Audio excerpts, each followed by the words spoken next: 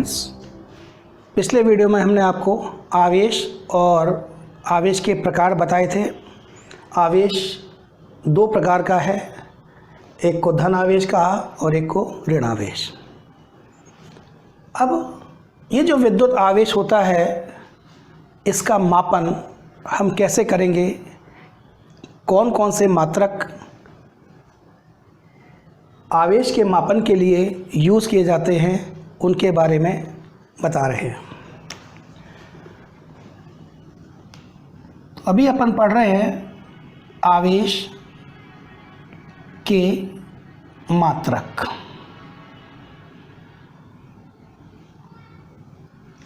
सबसे पहले एसआई पद्धति में आवेश का मात्रक क्या होता है उसको देखेंगे।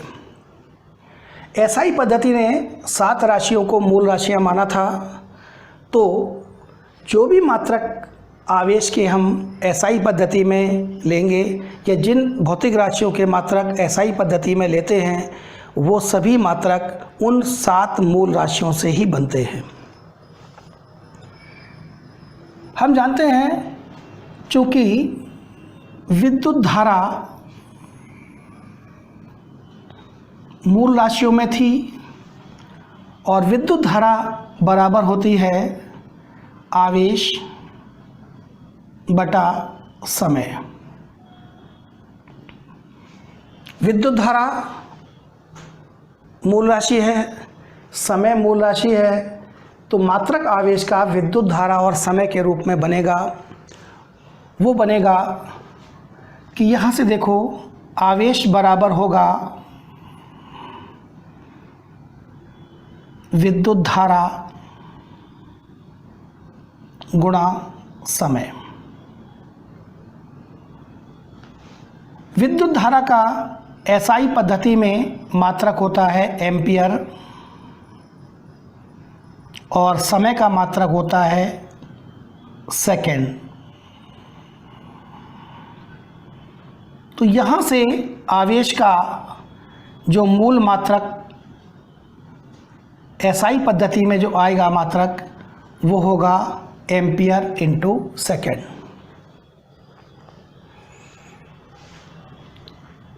एक एम्पियर इंटू सेकेंड को एक कूलाम भी कहते हैं। तो आवेश का प्रचलित मात्रक हुआ कूलाम। ये मात्रक एसआई पद्धति का ये है, क्योंकि एसआई पद्धति में मात्रक हुआ एम्पियर इंटू सेकेंड और यहीं से इस 1 एम्पियर इंटू सेकेंड को हम एक कूलाम कहते हैं। सीजीएस पद्धति में एक सिस्टम और था, सीजीएस पद्धति। उस पद्धति में आवेश का मात्रक होता है ESU, या इसको हम स्टेट कूलाम कहते हैं। स्टेट कूलाम सीजीएस का मात्रक है और कूलाम एसआई पद्धति, जिसे हम एमकेएस पद्धति भी कहते हैं, उसका मात्रक है। जैसे 1 किलोग्राम शुगर और यहाँ 1000 ग्राम, बात वही है। तो 1 कूलाम जो है 3 गुणा 10 की घात 9 स्टेट कूलाम के बराबर होता है। 1 कूलाम 3 गुणा 10 की घात 9 स्टेट कूलाम के बराबर होता है।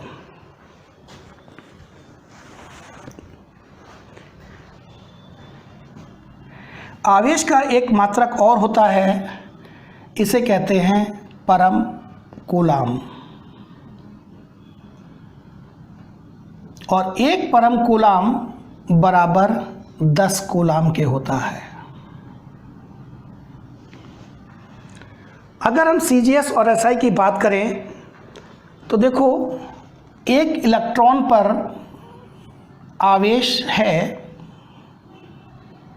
1.6 10 की घात -19 कूलाम। अगर यही मान हम CGS पद्धति में लिखें, स्टेट कूलाम में लिखें, तो देखिए ये हो जाएगा 1.6 10 की घात -19 और कूलाम का मतलब हो गया 3 गुणा 10 की घात 9 स्टेट कूलाम। तो ये आ गया 4.8 10 की घात -10 स्टेट कूलाम। तो अगर इलेक्ट्रॉन पर आवेश का ये वाला मान दिख रहा है तो ये मान CGS पद्धति का है और ये वाला मान SI पद्धति का है, दोनों मान वही है। आवेश का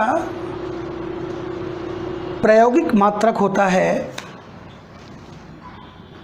आवेश का प्रायोगिक मात्रक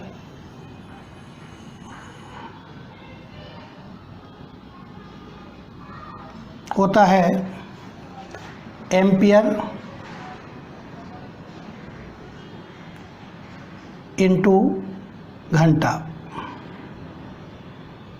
और ये मान, इसको हम फैराडे भी कहते हैं और 1 फैराडे बराबर होता है 96500 कूलाम। ये आवेश का सबसे बड़ा मात्रक है। कुछ मात्रकों को हम और यूज़ में लेते हैं, जो पद्धति आपको पता है, जैसे 1 milli coulomb. 1 milli coulomb is equal to 10⁻³ coulomb के होगा। हम कहते हैं 1 माइक्रो कूलाम, ये बराबर 10 की घात -6 कूलाम होगा। हम कहते हैं 1 नैनो कूलाम, ये होगा 10⁻⁹ कूलाम के होगा। और अगर हम कहते हैं पिको कूलाम तो ये होगा 10⁻12 कूलाम। तो कई बार हम इनको भी उपयोग में लेते हैं, जब आवेश के मान बहुत छोटे होते हैं तो हम इनको भी उपयोग में ले लेते हैं। तो आवेश का SI पद्धति में प्रचलित मात्रक है कूलाम और वैसे एम्पियर इंटू सेकेंड। CGS पद्धति में आवेश का मात्रक हम लेते हैं स्टेट कूलाम और 1 स्टेट कूलाम का मान मैं आपको बताया था।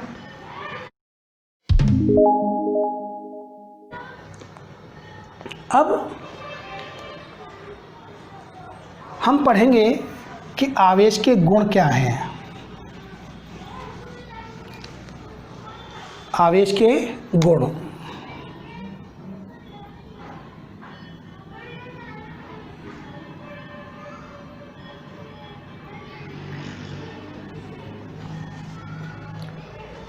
सबसे पहले देखो, जिस तरह से हम द्रव्यमान को आपस में जोड़ सकते हैं, जैसे किसी कण का द्रव्यमान 10 ग्राम है, दूसरे कण का द्रव्यमान 15 ग्राम है, दोनों कण अगर साथ मिला दिए जाएं तो द्रव्यमान 25 ग्राम हो जाता है। यानी द्रव्यमान को हम आपस में जोड़ सकते हैं, यानी द्रव्यमान एक योजक राशि है। उसी तरह विद्युत आवेश भी एक योजक राशि है,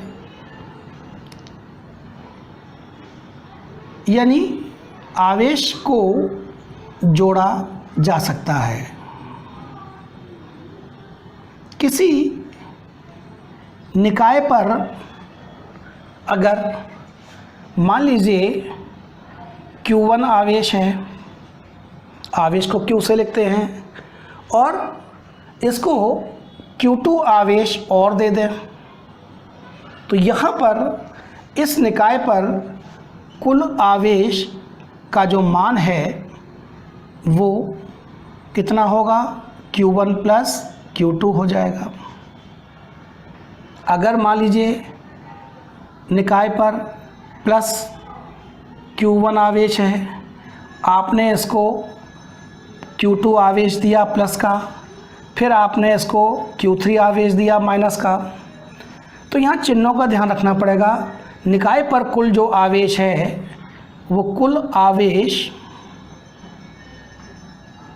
ये Q1 plus Q2 minus Q3, यानी किसी निकाय पर कुल आवेश आवेशों के बीजीय योग या बीजगणितीय योग के बराबर होता है, यानी आवेश एक योजक राशि है, आवेशों को हम आपस में जोड़ सकते हैं।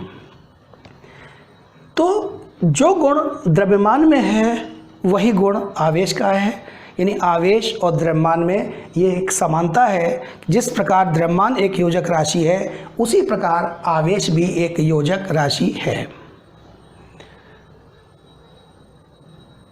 अब जैसे हम कहते हैं कि किसी निकाय पर कोई आवेश नहीं है, इसका अर्थ है कि उस निकाय पर समान मात्रा में धन और ऋण आवेश उपस्थित है, जिससे कुल आवेश का मान कितना होगा, 0 होगा।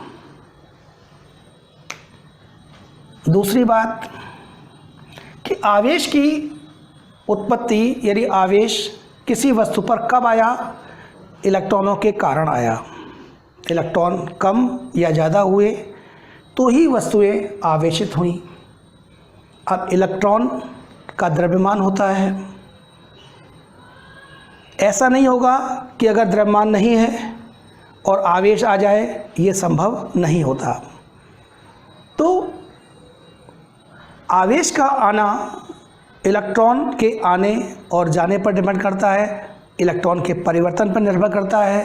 तो बिना द्रव्यमान के आवेश की उपस्थिति संभव नहीं है। अगर आवेश है तो तभी होगा जब वस्तु में या कण का द्रव्यमान हो। द्रव्यमान होगा तो इलेक्ट्रॉन है, और द्रव्यमान ही नहीं है, परमाणु ही नहीं है, इलेक्ट्रॉन ही नहीं है, तो आवेश उत्पन्न नहीं होता। तो बिना दूसरा गुण इसका होगा कि बिना द्रव्यमान के कारण, बिना द्रव्यमान की उपस्थिति के आवेश संभव नहीं है। तीसरी बात कि आवेश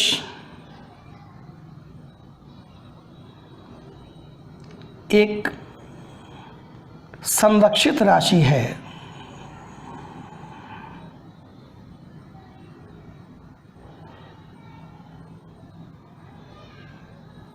यानी किसी भी निकाय पर आवेश न तो उत्पन्न किया जा सकता है, न ही उसका आवेश हम नष्ट कर सकते हैं।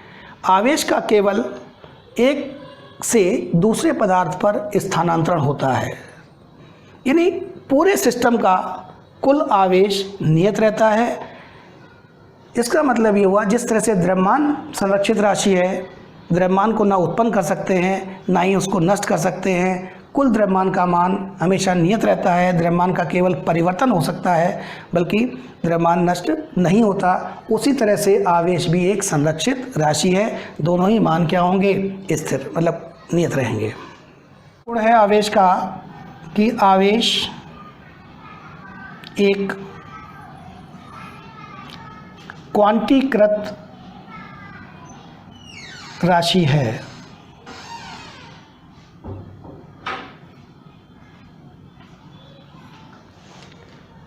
क्वांटीकृत का अर्थ होता है कि जब किसी भौतिक राशि का विनिमय, आदान प्रदान सतत न होकर विभक्त रूप में हो, इकाई के रूप में हो, तो वो सभी भौतिक राशियाँ क्वांटीकृत राशियाँ कहलाती हैं। जैसे आपसे कहा जाए कि आप किसी व्यक्ति को 17 रुपये 12 पैसे दीजिए, तो 17 रुपये तो दे सकते हैं या 18 दे सकते हैं, 12 पैसे इसलिए नहीं दे सकते क्योंकि 10 का सिक्का और 2 का सिक्का आजकल उपलब्ध नहीं है। तो जो भी आप किसी को धनराशि देंगे वो राशि 1 रुपये के गुणज में होगी। 1 से कम छोटा मान आपका देना या लेना संभव नहीं है।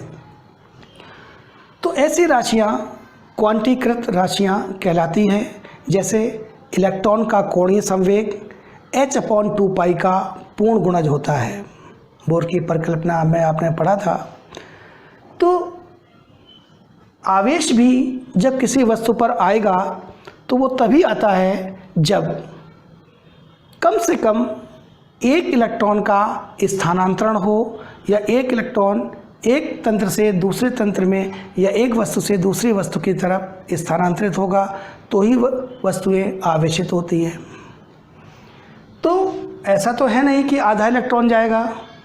तो किसी भी वस्तु पर जो आवेश आता है वो आवेश इलेक्ट्रॉन के आवेश का पूर्ण गुणज होता है। किसी वस्तु पर आवेश जो आएगा वो इलेक्ट्रॉन के आवेश का पूर्ण गुणज होता है।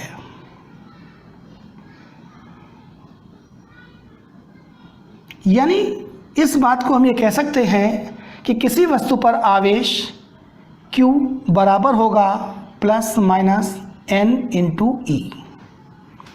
यहाँ n उस वस्तु द्वारा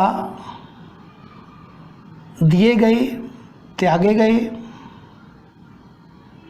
या ग्रहण किए गए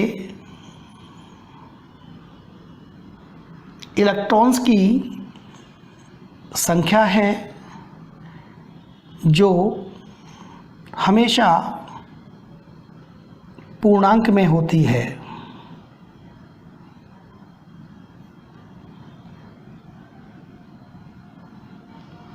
यानी n का मान होगा 1, 2, 3 अनंत तक, कुछ भी हो सकता है, पूर्णांक होगा। और इलेक्ट्रॉन E जो है आवेश होता है 1.6 10⁻⁻19 कूलम। यानी जो भी आवेश आएगा वो आवेश के इस मान का पूर्ण गुणज होता है। जैसे हम आपसे कहें कि एक वस्तु है, या यूँ कहें जैसे मान लीजिए हमने कहा Li+3, ये जो आयन है इस आयन पर कितने कूलाम आवेश है, ये आपसे कहा जाता है, पूछा जाता है कि एक Li+3 आयन पर कितने कूलाम आवेश है। तो आप देखिए कि Li+3 तब बनेगा जब 3 इलेक्ट्रॉन यहाँ से चले जाएंगे। तो नंबर ऑफ ट्रांसफर्ड इलेक्ट्रॉन, त्यागे गए इलेक्ट्रॉनों की संख्या n बराबर यहाँ पर हो जाएगी 3। E का मान आप जानते ही हो कितना होता है 1.6 10⁻⁻19 कूलम। इस प्रकार से इस पर जो आवेश हुआ वो हो गया n × E से n का मान 3, E का मान ये रहा, तो आवेश आ जाएगा हमारा 4.8 10⁻⁻19 कूलम। तो आवेश जो है एक क्वांटिक राशि है। इस बात की प्रायोगिक पुष्टि 2 प्रयोगों से की गई। नंबर 1, सबसे पहला प्रयोग उन्होंने किया था फैराडे ने। तो फैराडे का जो विद्युत अपघटन वाला प्रयोग था, उस प्रयोग में उन्होंने इस बात का अनुमान लगाया था कि आवेश एक क्वांटिक राशि है, और इसकी विधिवत पुष्टिकरण जो हुआ वो हुआ मिलिकन तेल बिंदु प्रयोग से। यानी ये कहा जाता है कि ये कह सकते हो आप कि मिलिकन तेल बिंदु प्रयोग द्वारा इस बात की प्रायोगिक पुष्टि हुई कि आवेश क्वांटिक राशि है, और इसका जो क्वांटा है वो क्वांटा इलेक्ट्रॉन पर उपस्थित आवेश है, यानी इलेक्ट्रॉन है। क्वांटा का मतलब होता है वो न्यूनतम इकाई जो संभव है, जिसका ट्रांसफ़र हो रहा है, उस न्यूनतम इकाई को हम क्या कहते हैं, क्वांटा कहते हैं। अब इस क्वांटीकरण के बारे में थोड़ा सा हम आपको अगले वीडियो में और बताएंगे, और साथ ही फिर हम मूल बल क्या है वो और कूलाम के नियम की क्या है, कूलाम का नियम, उसके बारे में समझाएंगे। Thank you.